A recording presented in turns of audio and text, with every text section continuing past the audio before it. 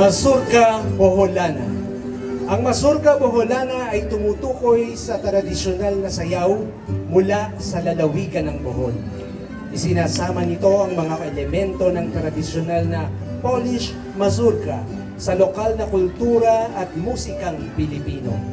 Ito ay naglalarawan sa pamamagitan ng mabusising galaw ng mga paa, mabining galaw at kaakit-akit na musika ng rondalya. Mazurka Boholana.